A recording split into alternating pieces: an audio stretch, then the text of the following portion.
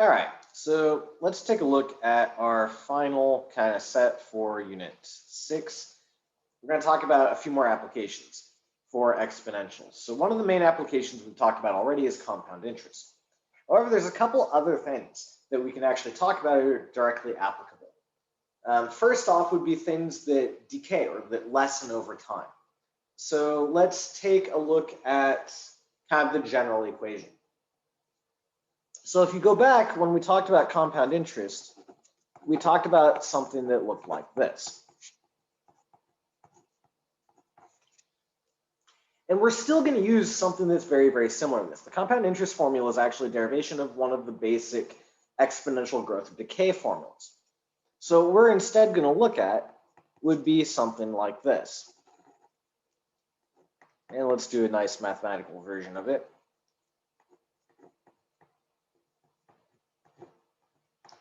And you'll notice it's very, very similar. So in this case, A is going to be our starting amount for whatever we have. R is going to be the growth rate or the percent rate of change. Effectively the same percent rule, so it's going to be a percent written as a decimal.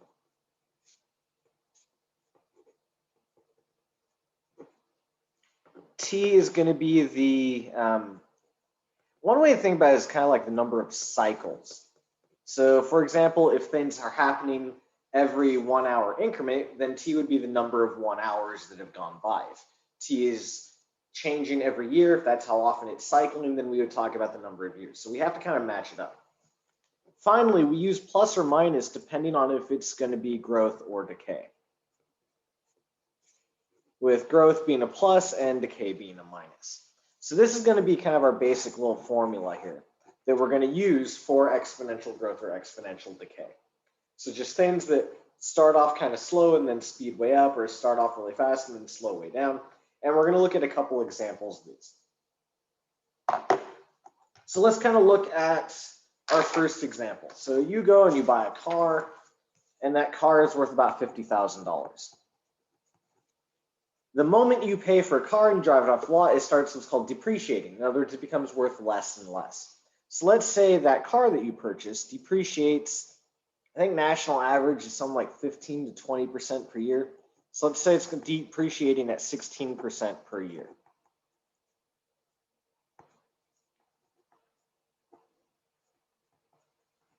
Man, I cannot seem to spell. It's also super cold in my house. My hands are practically numb. All right, so depreciates about 16% per year. So how much would it be worth after, say, 4 years?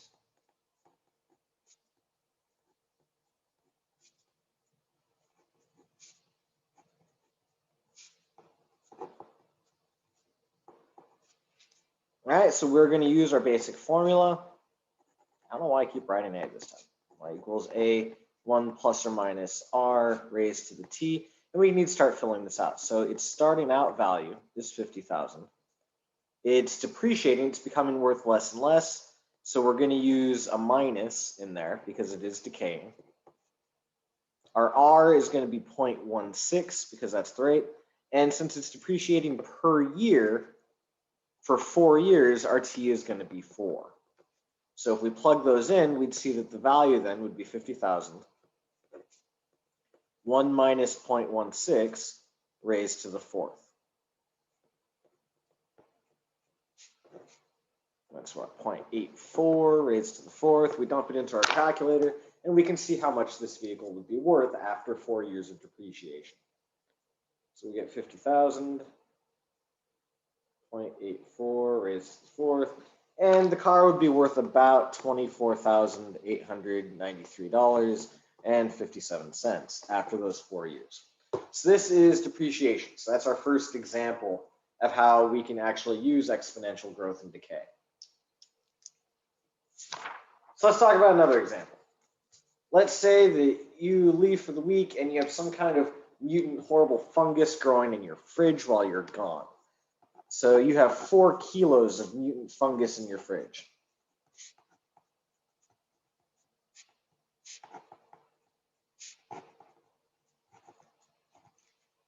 Man, I cannot spell. There we go.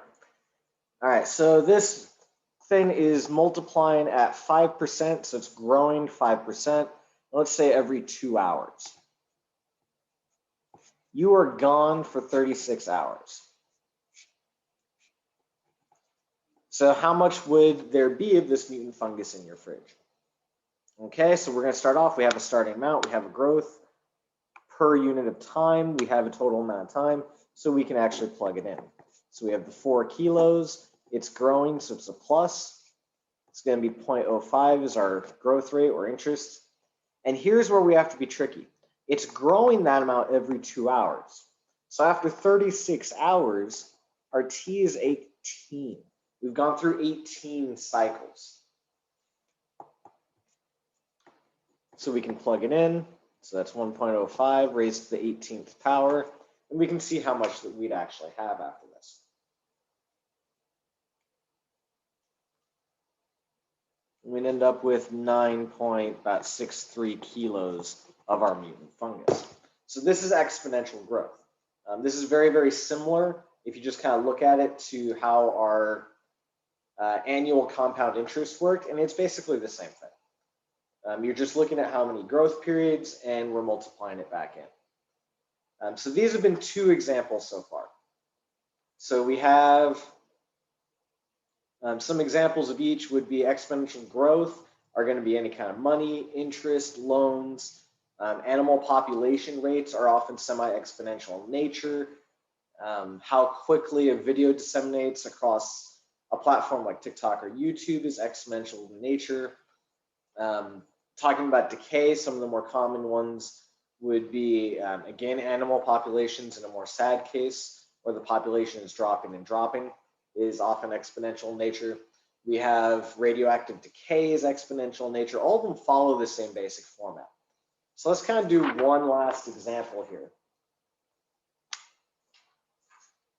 Now, when you actually go out and you study information, you usually don't know the formula. That's kind of one of the big things. So let's say we're looking at Mr. Hudson's in the wild. So in 2009, I'm completely making these up, there were 180 Mr. H's in the wild.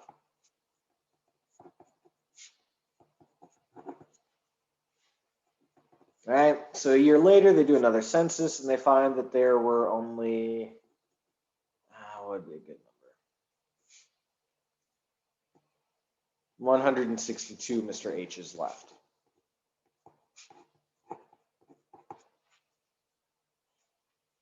So what we can do is we can actually use the starting information to create a formula. So our step 1 is going to be write an equation to model the situation. Now, you've done this before with this exact same kind of setup for linear equations. But honestly, populations are not typically linear. They're more often to be either logarithmic or exponential in nature. So we know the population is decreasing. So to get this, we need to have all of this information. We don't need to worry about t because this is our variable. That's what we're going to have. But we need to figure out the a and the r. A is easy, that's our starting amount of 180.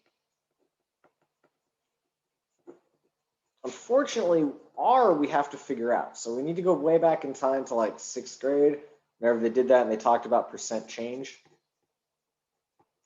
And that's what we're looking for.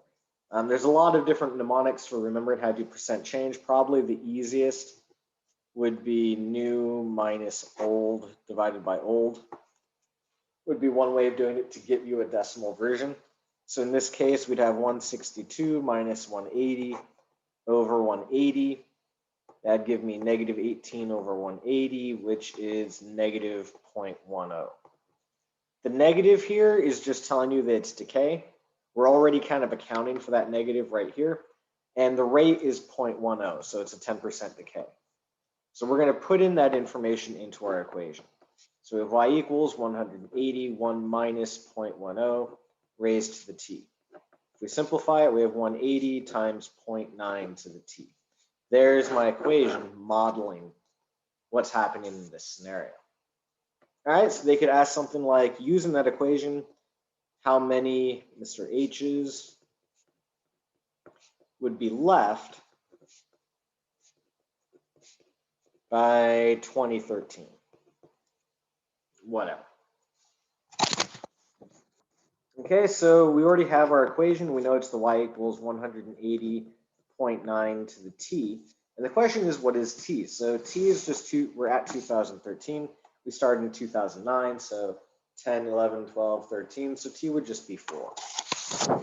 We can count it out. We know that t is looking at 4 years later, so we can actually just type it in, put it into our calculator, and see how many there would be. Again, this is real animals. We're not going to say that I somehow reproduce asexually or by budding. I'm not going to grow a little partial Mr. Hudson that's going to jump off my back and run away. So we're going to round it to the nearest whole number for the case of this.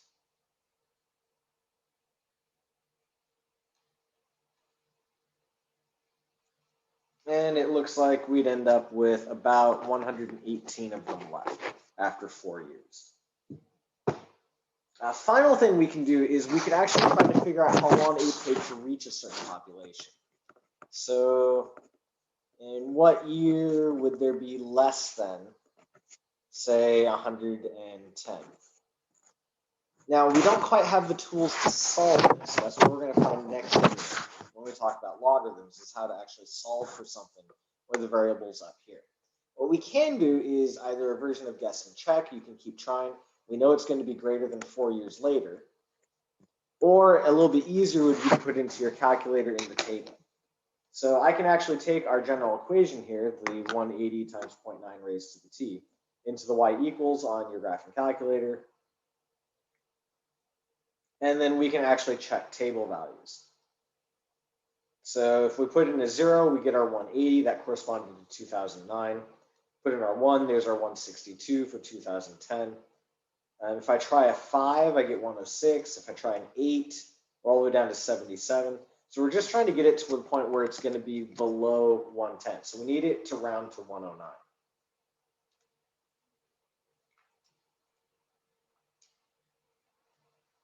If we put in a 4, we're at 115. If we put in a 5, t equals 5, we're actually down to 106.3.